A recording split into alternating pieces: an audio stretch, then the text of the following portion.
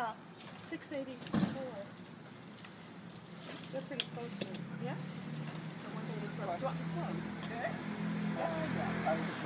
I thought, well, I'll get ready with 500 because that'll meet pretty much the need.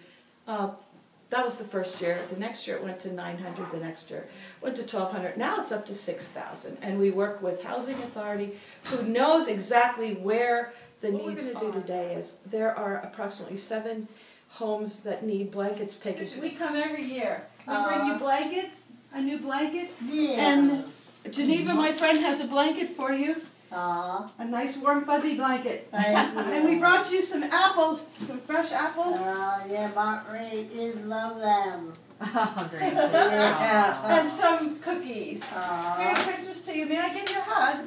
May I give you a hug? To you, yeah. God bless you, honey. Bless you too.